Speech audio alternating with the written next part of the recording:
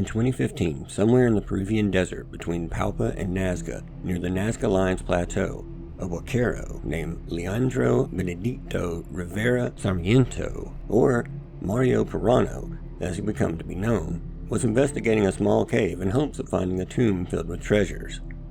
Huaqueros are Peruvian grave robbers, or tomb raiders, I guess, if you want to make it sound a little cooler. And on this day, our huaquero, Leandro, had a feeling that he was onto something big. The cave was shallow, less than 4 meters long and 1 meter tall. But unlike most of the caves turned tombs in this region, it seemed to have gone unnoticed throughout time and appeared to be undisturbed. Leandro pulled his mask down over his nose and mouth to shield him from the dust and pulled a pair of clubs from out of his bag before hitting his knees and crawling inside. The dim beam from his headlamp cut through the choking haze, revealing a floor blanketed in a fine powder, diatomaceous earth, nature's own preservative. His fingers brushed something hard, and then soft. Relics caught his eye first. Similar ones had fetched a pretty penny in the past. These looked nothing like the ones that anyone there had found previously, though. Dinosaur carvings, saucer shapes, and tools, unlike anything that was used locally, unlike anything that he had seen before. Then his light caught shapes that stood out, wrapped tight in that same fine powder, like they had been waiting millennia to be discovered. Bodies, small ones at first, but then as he looked further into the back of the cave, he saw larger ones. These didn't look like the bodies that he had found in the past, though. These bodies had elongated skulls that seemed smooth, wrong. Their hands were small, with only 3 fingers. They were also elongated. The feet were much the same, tridactyl and alien in the beam's glow. One of them sat propped against the wall, curled into a seated position.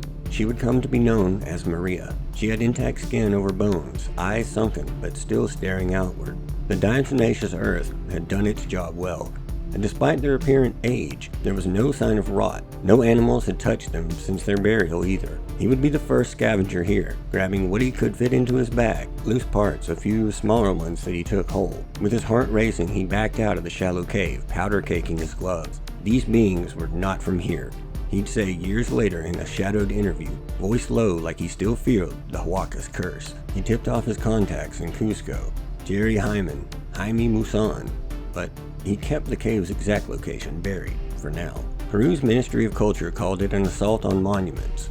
Courts would sentence him to 4 years, but it was already too late to silence the story that those bodies were about to tell to the whole world. A story told through DNA evidence, CT scans, and even a congressional session dedicated to their unveiling. A story that would spark a debate that is still raging today. Was it all just the most elaborate hoax, or was it proof? The proof that mankind had been waiting and asking for generations. In this, our first file of Season 4, we will endeavor to uncover precisely that. From the first whispers that we weren't alone, all the way through to the most recent and most compelling evidence of today, we will seek to determine what's real, what's fake, and what, if anything, can be the final piece of evidence that changes everything.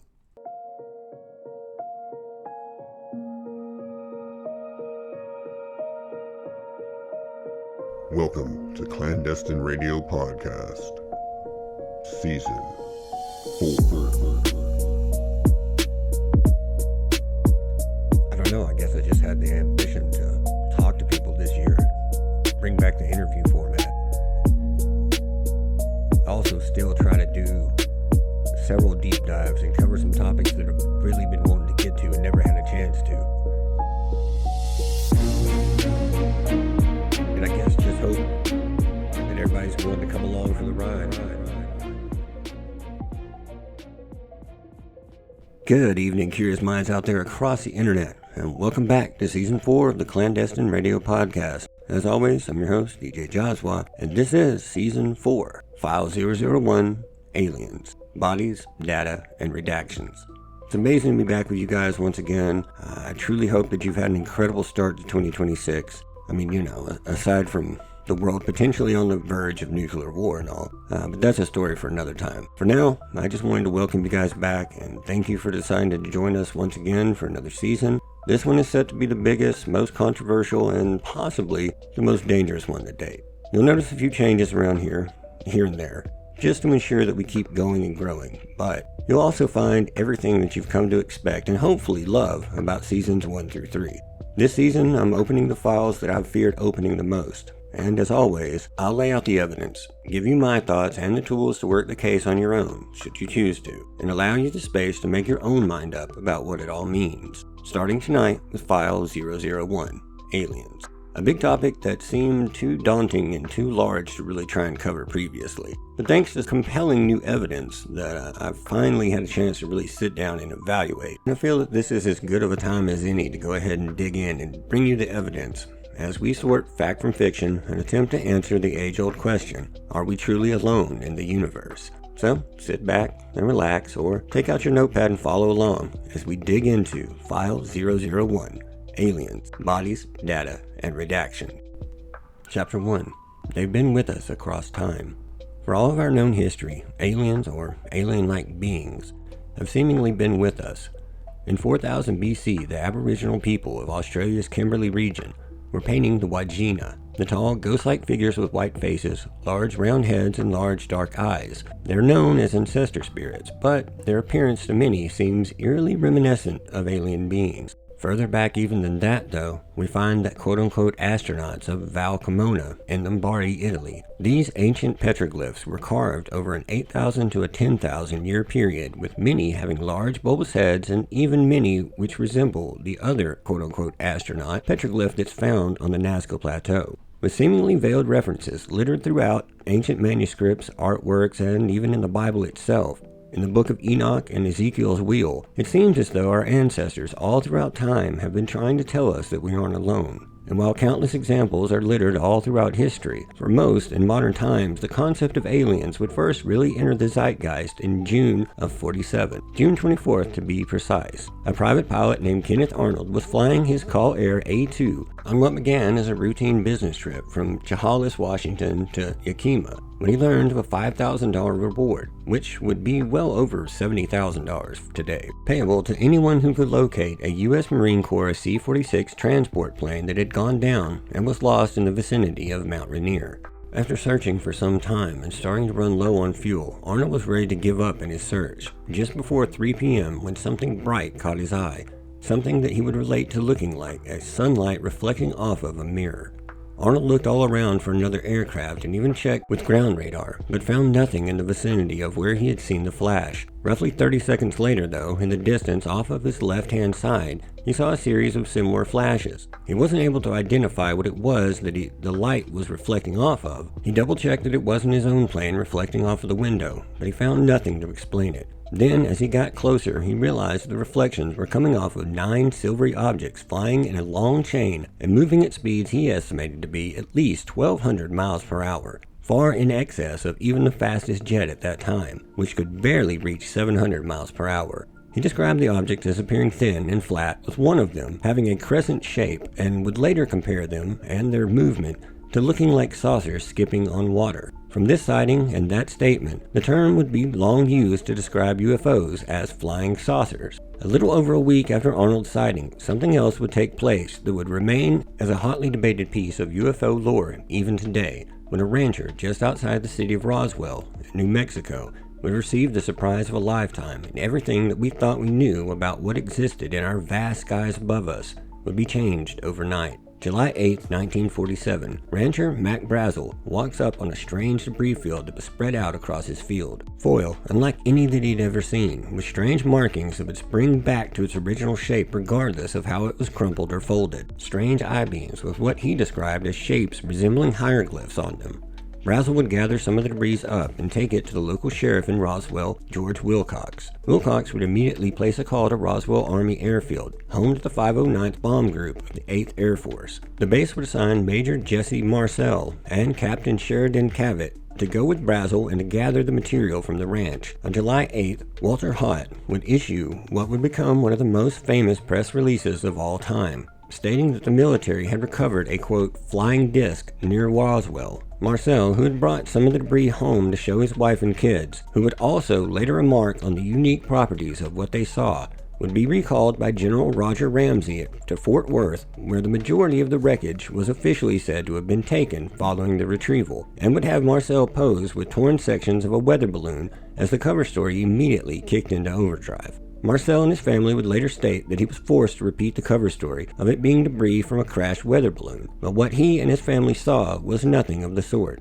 Portions of the debris were also flown to Wright-Patterson Airfield, a location that would soon grow synonymous with UFO crash retrieval programs. Roswell is obviously a much larger and more complex story than that, but it is one that would definitely need its own episode to get through. Whatever really crashed in Roswell, it would birth mythology around it that would continue to grow and evolve for decades after. If nothing else, this event would reshape the government's official stance on UFOs, and it would usher in an era of silence and denials publicly, and scientific investigations behind closed doors. Project Sign and Grudge would birth Project Blue Book, which ran from 47 to 69 and examined, officially at least, some 1,200 cases, eventually deeming 701 to be unexplained. Throughout those years, UFO reports and abductions would skyrocket, and then an event would take place that would rock the entirety of Washington. On the night of July 19, 1952, air traffic controllers at Washington National, now it's Reagan National, Airport would pick up several unexplained objects on their radar over the Capitol. Both civilian and military pilots would describe seeing them, as well as observers on the ground.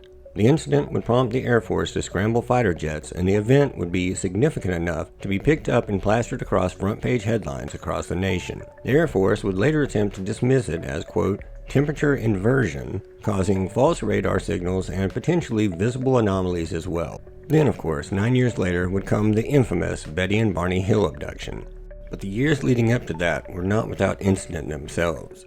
From 1952 to 1954, the growing interest in the UFO phenomenon would continue to ramp up. In 1953, May 20th, in Kingman, Arizona, something would come down in the Arizona desert. While it has been largely forgotten over the years and overshadowed by the Roswells of the time, it is actually one of the more compelling crash stories ever. Just before the event took place, another event was happening that may shine a small light, possibly, on what took place and why. And it all starts with something called Operation Upshot Knothole. This was a series of 11 nuclear test shots that took place on the Nevada Proving Range and was orchestrated by the Atomic Energy Commission.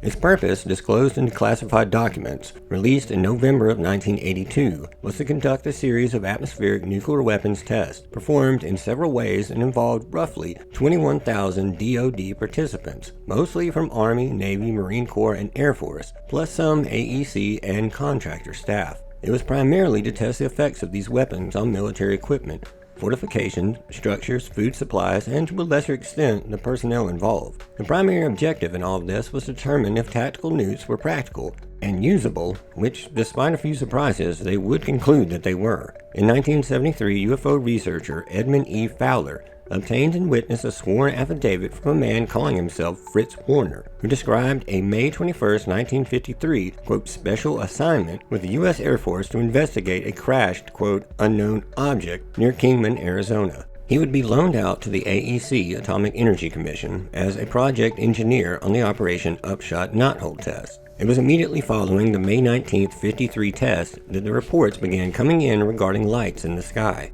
After the conclusion of the test, the following day, Fritz would be flown from Nevada, Indian Springs Air Force Base, to the crash site as part of a technical team sent to evaluate the reports of a downed UFO. In the sworn affidavit, Fritz would describe the scene and seeing a disc-like craft made of an unfamiliar, brushed aluminum-like metal that was embedded about 20 inches into the sand with no apparent structural damage. He would also describe a humanoid being that was recovered that was roughly 4 feet tall with dark brown skin and a silvery metallic suit and skull cap.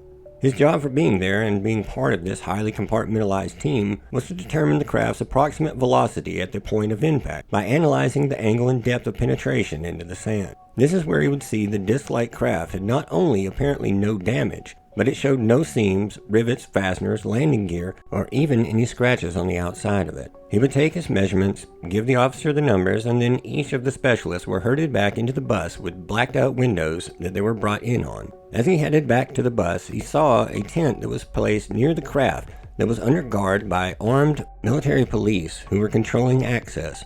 This would be where he would catch a glimpse of the small body that was apparently recovered from the crash. The specialists would be taken back to the staging point, where a U.S. Air Force colonel would gather them together and force them to raise their right hand before swearing an oath to never reveal what they had just been a part of. Fritz Warner would file his handwritten report, in longhand only, no typing, no reproductions. and he would return to his work at the atomic test range. He would keep this story to himself for the next 20 years until he would sign the affidavit that Fowler would later publish. Researchers would later determine that Fritz Warner was actually a man named Arthur G. Stansel, who was an engineer working on Upshot Knothole. Further stories would later surface that said members of the recovery team would later become ill, and the craft was transported to the Nevada test site. Fritz, aka Arthur Stansel, would also tell Fowler that he later served as a consultant to Project Blue Book, and believed that the Air Force regarded UFOs as interplanetary, but that they kept it a secret to avoid public panic. And from there, countless incidents would be reported. Pascagoula in 73, Tehran's F-4 chase down in 76, and countless sightings and alleged abductions over the years, all officially downplayed or dismissed by the U.S. government. Then, years later, New York Times and AATIP ATIP would leak the now infamous gimbal FLIR footage from the Navy fighter jets based aboard the USS Nimitz and USS Theodore Roosevelt, taken in 2004, 2014, and 2015. The media leaks and subsequent storm would start in 2017, and be followed up with more in 2019, 2020, and 2021, then once more in 2023. These videos, known collectively as the Pentagon UFO videos, would eventually force an about-face by the government, who would rebrand the phenomena UAPs, originally standing for Unidentified Aerial Phenomena, and later shifted to Unidentified Anomalous Phenomena, since many sightings were also taking place at or under the sea. The rebrand was an attempt to drop the decades of stigma surrounding UFOs and the government's many attempts to discredit and deceive the ufology community, and it marked the beginning of a new age of supposed transparency around the topic. All of this would culminate in congressional hearings with whistleblowers and the creation of a task force on declassification of federal secrets, which would hold a hearing on September 2025 titled Restoring Public Trust Through UAP Transparency and Whistleblower Protection. Some key takeaways would be that the federal government has failed to provide adequate information to Americans on the existence and effectiveness of programs related to UAPs. Americans want Congress to conduct direct oversight of UAP programs and have more info on taxpayer-funded programs and budgets, added protections for whistleblowers, and further transparency on spending and policies regarding classification and declassification of UAPs. But ultimately, we still haven't had a real disclosure on behalf of the U.S. government, but it has been rumored to be coming soon. We shall see on that one, I suppose. All the testimony in the world can only do so much. Physical proof could do much more. But for that, we have to leave Washington behind and return to the desert between Palpa and Nazca, and what one huaquero managed to drag out of a dark cave and into the light of the world stage in 2015. Chapter 2. The Tridactyls.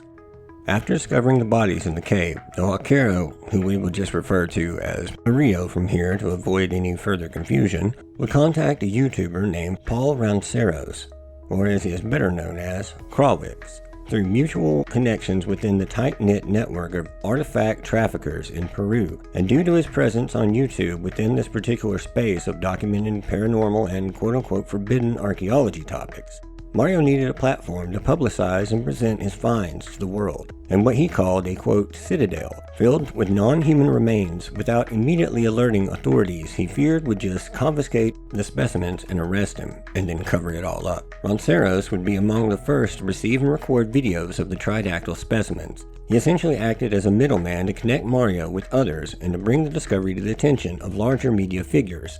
Figures such as Jaime Maussan and the research team at Gaia. Maussan brings much wider exposure to the table and a long history of chasing so-called evidence of non-human intelligence. Gaia brings cameras, a budget, and a streaming audience hungry for something more concrete than lights in the sky. Together, they turn a handful of specimens and artifacts from a desert cave into a global spectacle with Unearthing Nazca. From here, our story goes beyond a local curiosity or even a documentary into the world of DNA testing, carbon dating, CT scans, and the eventual tug-of-war between those calling the bodies the greatest discovery of all time and those dismissing it as the most cynical UFO hoax in history. Mario's first instinct to bring widespread attention to prevent a cover-up would prove a wise move as things progressed, and without the help of the larger media, it's very likely that no examinations of the specimens would ever have taken place. He was also aware, from existing in this shadowy space for decades, that Peru's Ministry of Culture doesn't play when it comes to huaqueros. The first star of the tridactyls would be Maria, an adult female tridactyl with the elongated cranium and three-finger grasp. She would end up in the hands of Dr. Jose Benitez, an ex-Mexican Navy forensic pathologist, and a team that included a radiologist named Dr. Ricardo Rangel. They would be the first ones to do X-rays and full CT scans of the curled-up body of Maria. The findings would surprise everyone involved. A completely intact skeleton, complete with remaining cartilage and zero traces of assembly seams or signs of forgery. They also saw lungs and strange egg-like structures, along with unusual metal implants in the hands and feet. That metal would later be tested and found to be osmium alloys, which are extremely hard, wear and corrosion-resistant metallic mixtures created by combining the densest known natural metal element, osmium, with other platinum group metals. Dr. Benitez calls the implants, quote, not manipulated. In other words, they were a part of the body when it was preserved and not a recent addition. At the same time, the University of Ica, Peru gets a specimen called Wawita that was what appeared to be a small tridactyl child specimen. The university would conduct carbon-14 dating that returned a date range of 245 to 410 AD, which would be smack in the middle of the Nazca culture window. Professor Unushka Savaides at the University of Cusco would then perform cranium and foot examinations on the Maria specimen, finding that the cranium shape was natural and not the product of cranial binding. The feet were indeed naturally three-toed fused phalanges, anatomical and not glued or assembled in any way. The DNA evidence would also kick off shortly after with labs outside of Peru, such as Canada's Paleo DNA Lab, a leader in the field. The testing of the skin and bone samples would shock everyone involved when it came back. 30% were unknown sequences. There was a human base, but with sequencing gaps that don't match any known DNA sequence in human history. In 2018, things would ramp up further, with Gaia filming its Unearthing Nazca piece with Ronceros and Dr. Benitez's crew. More CT scans would be done on another specimen called Antonio, an adult male which found internal organs that were fossilized but positioned correctly and with no signs of any tampering. Peruvian archaeologist Flavio Estrada would also get involved right about this time.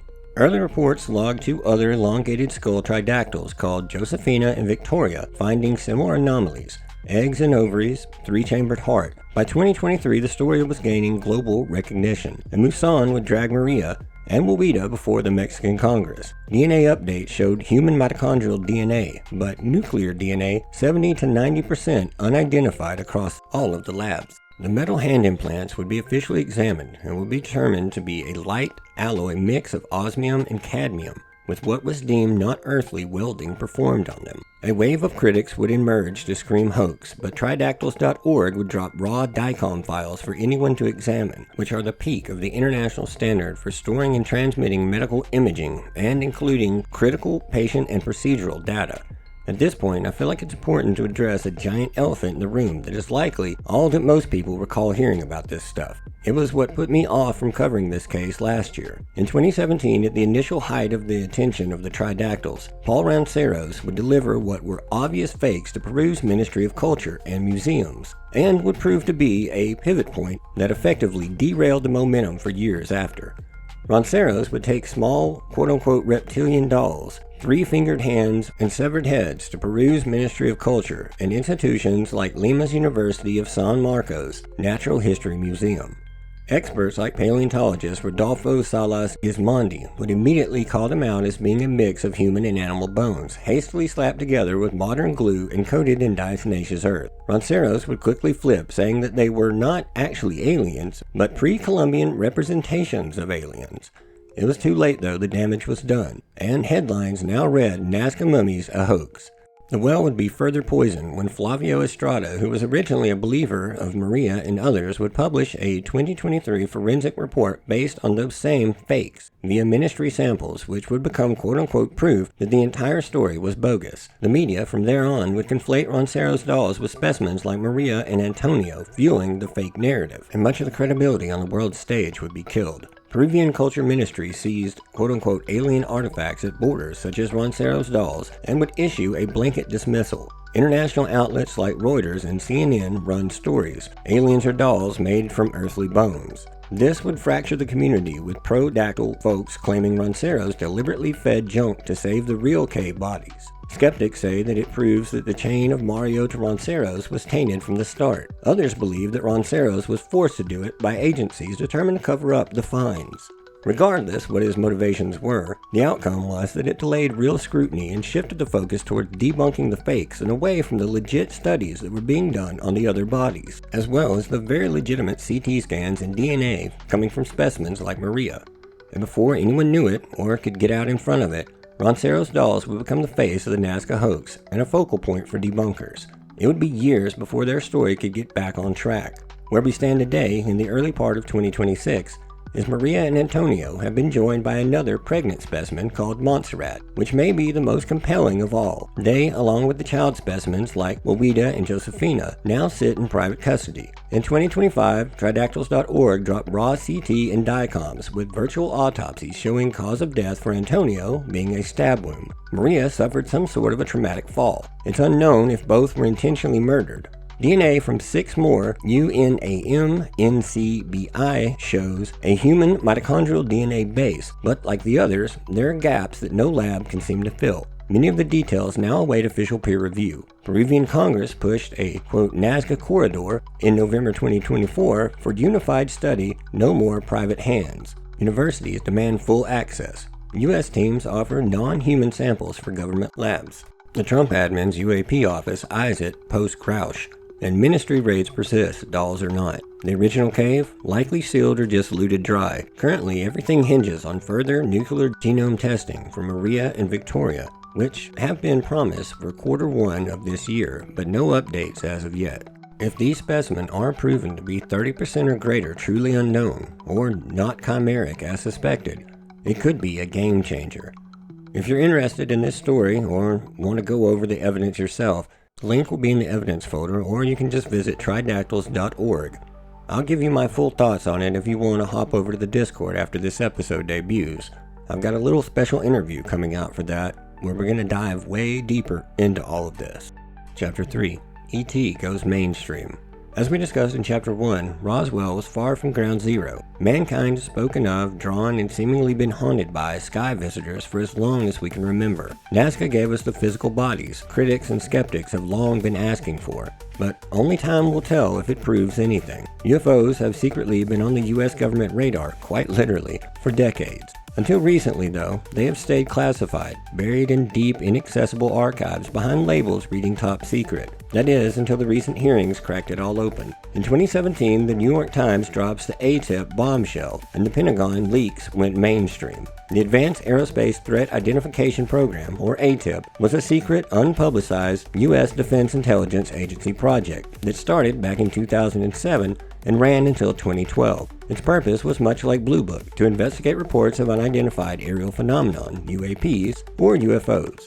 The program was largely started by former U.S. Senator Harry Reid, and from 2007 to 2012, $22 million in taxpayer funds was spent, with a large portion going to Robert Bigelow's aerospace firm for research. That program was led, now famously, by Luis Elizondo, a former U.S. intelligence officer, a fact that does little to instill any confidence for me in regards to it or its findings, as intelligence has served as disinfo agents strategically muddying the waters and spreading the lies for the sake of quote-unquote discrediting researchers of the UFO phenomenon for decades. Post-2012, it would continue on, though officially at least, unfunded publicly until 2017. Because it was a black program, its existence was hidden from the public as well as most of Congress for years. Some people use the term unfunded as a shorthand for it having no public or line item budget, although it clearly had millions in classified support. In October of 2017, Elizondo would allegedly resign out of frustration that their work wasn't being taken seriously. He would take declassified Navy FLIR gimbal go-fast videos with him. As I stated a moment ago, anyone coming out of the intelligence community automatically sets off my BS detector. These are the same folks who ran the psyops to cover for Blue Book, planted debunk stories, and spent decades planning disinfo.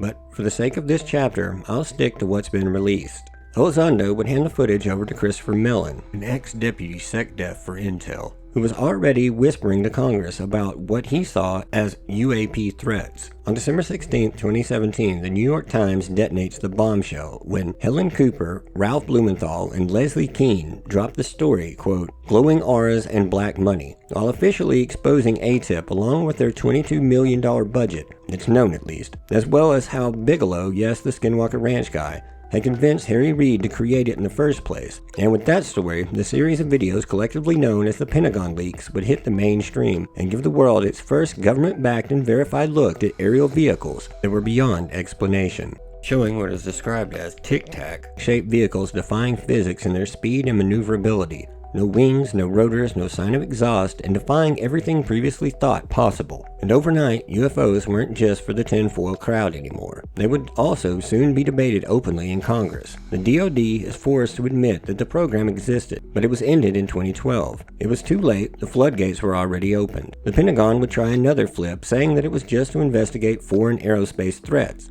But no one was biting. And soon the pilots who shot the original videos would surface to blow the whole story wide open once again. By May of 2019, the Navy would confirm that pilots can report UAPs openly and without backlash or stigma. A flood of military encounters would quickly follow. In April of 2020, the Senate, led by Marco Rubio, would demand UAP threat intel. Elizondo would be called to testify in a closed-door session, with the reason given being national security risk. Because, of course it was. The pressure would continue to build, though, and in June of that year, the Pentagon acknowledged the existence of a parallel similar program called the Unidentified Aerial Phenomenon Task Force, or UAPTF, during a hearing of the Senate Select Committee on Intelligence. The program has apparently been giving classified briefings to congressional committees and aerospace executives for over a decade now. A string of congressional hearings would follow, and the Senate Intel Committee would mandate a UAPTF report in December via the NDAA Section 1683, which directed the Director of National Intelligence and SecDef to submit a preliminary report within 6 months or by June 25, 2021, and that it was to cover encounters from 2004 all the way up to 2021, totaling 144 cases,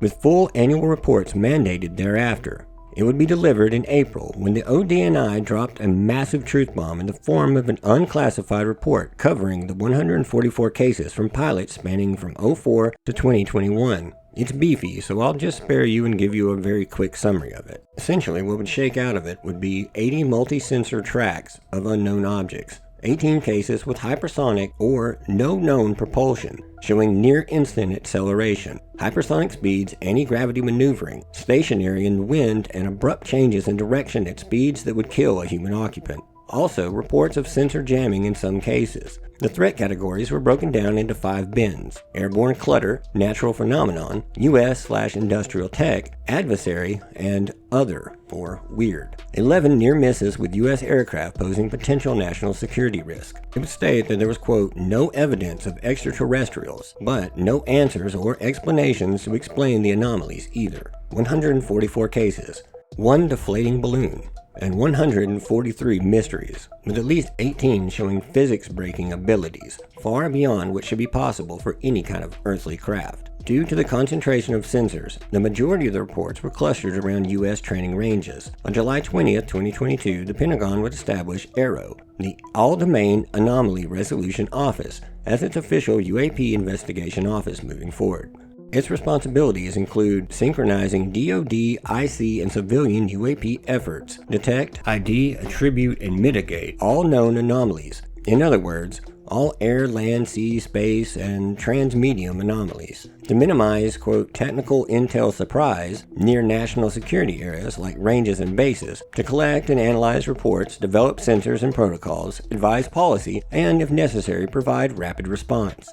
It will provide annual unclassified reports to Congress and offers a public site for submitting tips to. In other words, they are the Pentagon's forever UAP cops, or at least until they change it all again. On July 26 of 2023, the Senate Subcommittee on National Security, chaired by Representative Glenn Grothman, would hear the testimony of ex-NRO/UAPTF member David Grouch, Commander David Fravor, the Navy pilot who captured the Tic Tac footage, Ryan Graves of East Coast UAPs, and ex-Army Intel officer Dr. Carl Nell. Several bombshells would emerge from those hearings. David Grouch would testify to multi-decade UAP crash retrieval and reverse engineering programs, which, despite his clearances, he was denied direct access to. That, quote, non-human biologics were recovered from crafts, according to people with direct knowledge and what he had managed to see. He also said that there had been cover-ups and violence to maintain them, stating that people had been harmed and others threatened to conceal these programs, and what they found,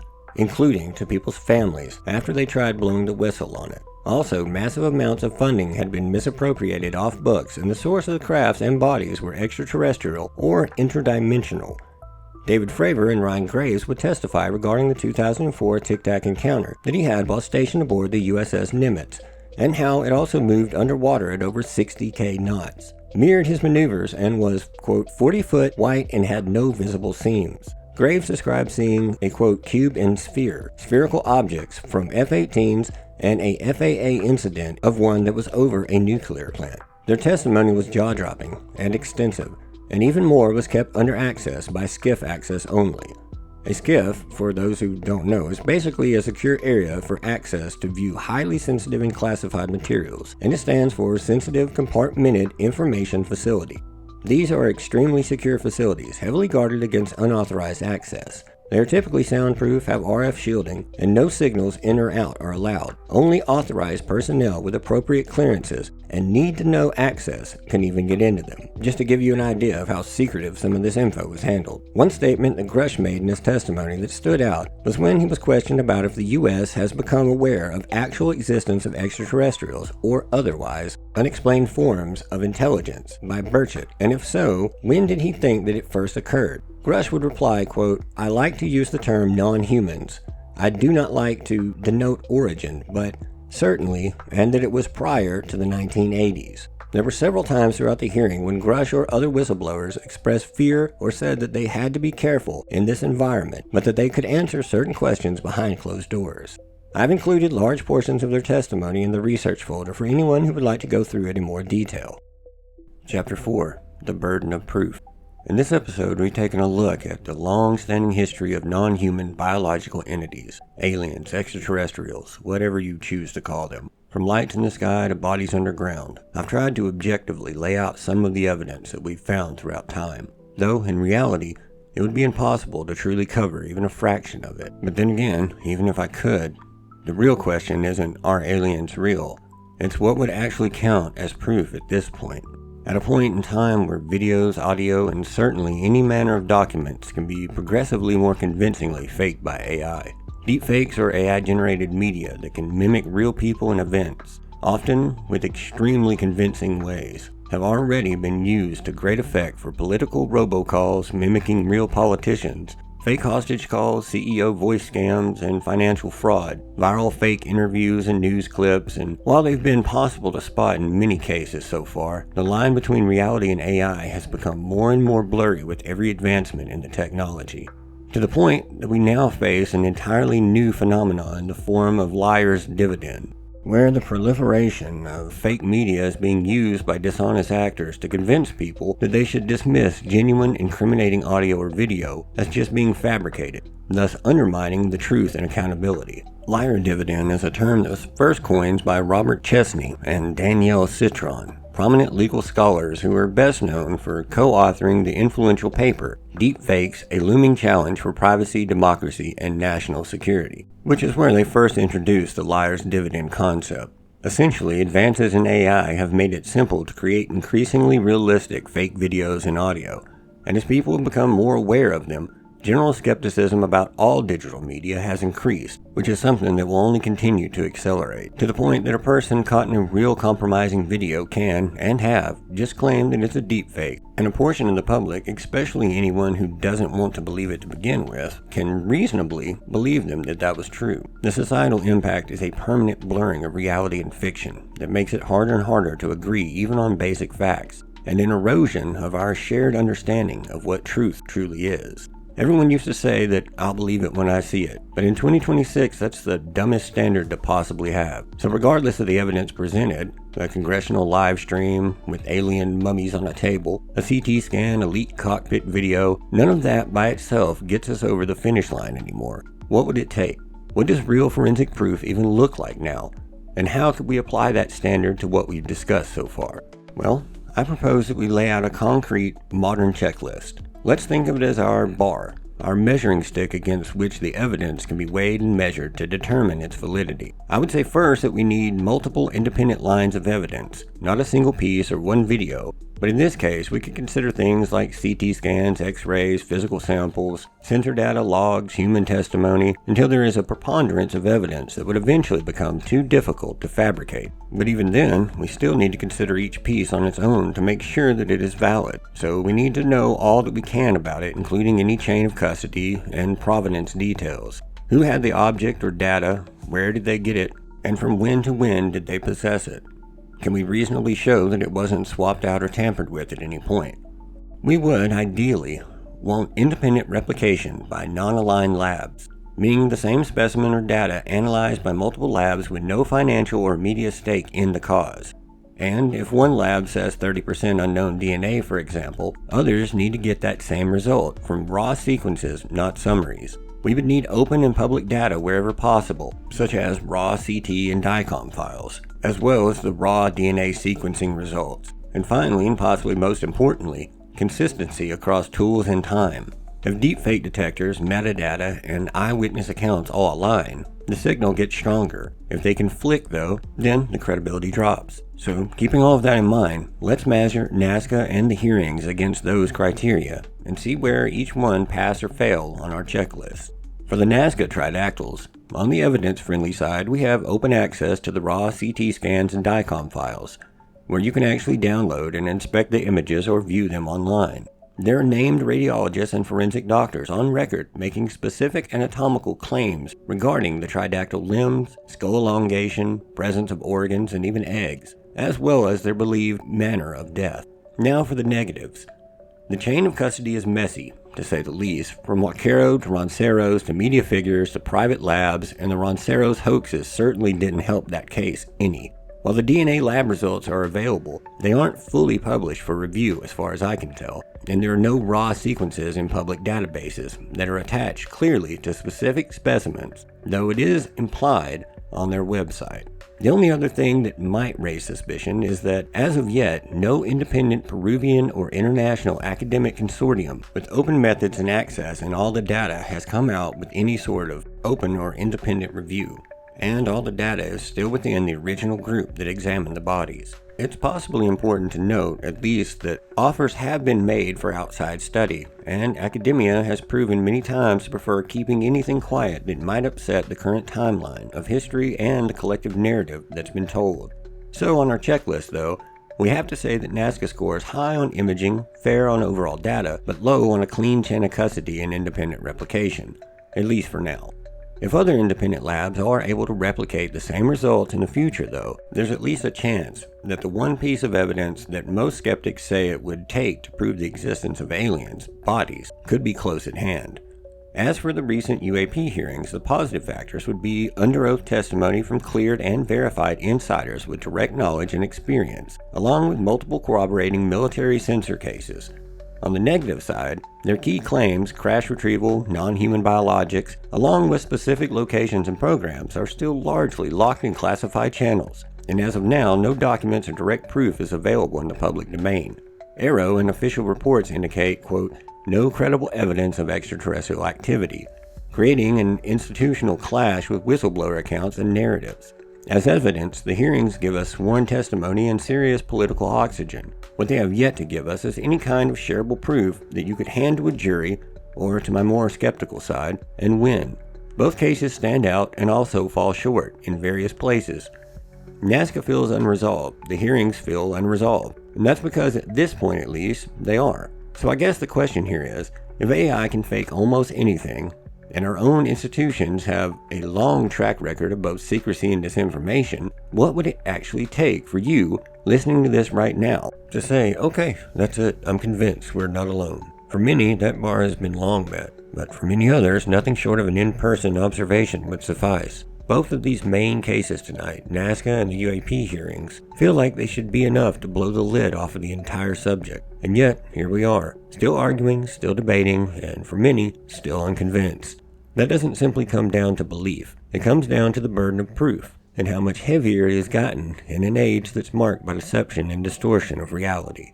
It wasn't that long ago when the phrase, "I've got video proof," was a mic drop statement, but we no longer live in that world. We live in the deepfake era, and because of that, our skepticism has reached an all-time high in all areas. If virtually anything can be faked, then almost everything can be dismissed. So, for now at least, the burden of proof stays where it is. Heavy, uncomfortable, and still unsatisfied. But I think we all kind of feel that the skies are stranger than we're being told. And the bodies in the Peruvian desert are far stranger than we've officially been told. And until someone is willing to drag the hard evidence out of the cave, or out of the skiff, and let the world have full access to verify or tear it apart, we're all sort of still stuck in the same place as our huaquero Mario was, crawling backwards out of a hole in the desert, dust in our lungs, knowing that we just saw something we can't explain, and having no clean way to prove it to anyone. So until we can, or until something comes along that can fully explain it all away, our file on aliens should remain open, and the investigation should be ongoing. We should remain skeptical, but always open to consider any new evidence from any direction that can carry that burden of proof. Because in the end, that's the question humming beneath all of this. It's not just, did Mario really find alien bodies in a cave? Or did those military guys really see everything that they claimed? But something older and simpler. A question that we just can't shake. Are we really alone in this vast universe? Or are we just waiting for proof that finally measures up to the moment? And perhaps, more importantly, will we even believe it when we see it? And this will be where we close the folder for now. For today at least. This one just felt like the right place to start. It's a big macro topic that I haven't tackled, and it's right at the crossroads of compelling evidence, rumor, and official silence. Whether any of this ever gets irrefutably proven, or stays locked behind skiff access and redacted documents, what matters the most is that people are still asking questions, and that's a big part of what we aim to do here. If this file ignited your curiosity, then be sure that you've followed the show and have all the notifications set to on. And we're bringing Behind the Radio back again this season, by popular demand. I've got a BTR coming up next week that has been a long time coming. I'll be discussing this episode, my thoughts on it some, and we have a lot, and I mean a lot of news to catch up on since New Year's Eve. And I'll be walking you through where this season is headed and what you can expect. In 2 weeks, I'll be debuting the first in a collection of interviews with an expert on the tridactyl bodies, and unlike previous interviews that we've done on this show, it will be on video. Which will be very helpful for this interview because it's actually going to allow us to take a really detailed look at the DICOM files, the scans, and the timeline from someone who's sort of on the inside of all of this. It was a really insightful talk that we had, and I think that you guys are going to enjoy that. If you couldn't tell by tonight's topic and the structure of this season, as far as File 001, etc., we're digging into some really big picture topics, and we're digging deeper into the stories that refuse to go away. The ones buried under red tape, strange coincidences, and even muddied by a ton of misdirection and intentional cover-ups. And these are going to get progressively more difficult to uncover, as well as more inconvenient for certain people in power. I hope that you'll stick around because what I can promise you, without a doubt, is that you're in for one hell of a ride this year. Before I get out of here though, I also wanted to give you one more big update for the show this season. While I have done everything in my power to try and keep these free for the listener and ad-free, it's getting to a point where there has to be something to help me fund everything that goes into this show. So for those of you out there who are able and willing and would like to help to keep the show ad-free in the long run, while also helping to support truly independent journalism and enabling bigger guests and bigger stories and deeper dives than currently possible, we have finally given in and launched a Patreon. How original, I know.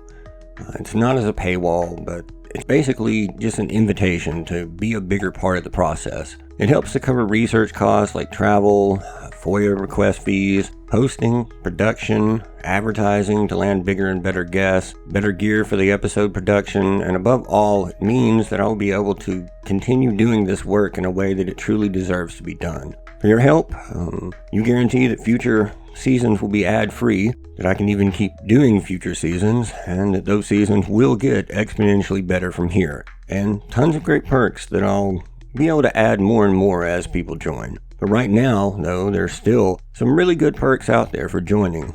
Like truly behind the scenes and bonus content, episodes and BTRs early and ad-free, of course. Extended interviews with material that had to be cut for either time or the risky nature of what it was discussing. Discounts on some pretty sweet merch that is eventually coming. Weekly chat sessions, Q&As that will be just for members only. Some tiers also include monthly video chat sessions where everyone can join in and step up to the mic, so to speak, and give your input on everything. There's also exclusive polls to help choose future cases, an easier way where you can suggest what case we cover next, which guest I talk to next, as well as the order that certain episodes will be released in, and plus elevated permissions for the Discord as it kicks back into high gear this season. And sorry to keep droning on here, but there's a lot of perks. Exclusive articles, stories, and I've got a lot more coming to it. The lowest membership starts at just $3 a month, or even cheaper if you do the yearly subscription. And the highest tier with tons of perks and access even it tops out at only $12 per month. Again, it will never be required to get exactly what you have been getting for as long as I can possibly afford to keep doing these. And my intention isn't to try and extort you for the privilege of continuing to enjoy the show like you have before. But this is just there if you want a bunch of extras for a couple bucks a month, or if you really just want to help the show go. If you can't afford to help, support the show right now, then I completely get that. There's a lot going on at the moment, so it's understandable. But there are also plenty of ways to help out there if you want to help but can't afford to, and they're totally free. And as much as I loathe ever asking for anything from you guys or asking help at ever in life, following the show on Spotify, whether you listen there or not, and sharing your favorite episodes with friends that you think might enjoy that type of content, and, also leaving us a 5-star review on Spotify or anywhere else, I guess, but definitely Spotify. It actually does help a ton, but only if you truly think that it deserves it. I would never ask you guys to sacrifice your integrity for my sake. Of course, there is a Facebook page where I post exclusive content, polls, and videos on occasion. No pressure, but it's there too. And the links to all of that I'm talking about and more will be down in the video description. Okay, that's all the plugs, I swear, and I promise not to ever tell you all of this ever again. But it's just the first episode back and a lot has changed and been added, so I at least wanted to kind of bring you guys up to speed, I suppose, on everything that's going on. Like I said, I'll be back with you next week for the BTR. But until then, take care of yourselves out there. Take care of one another when you can. And I'll talk to you all again real soon on the next Clandestine Radio.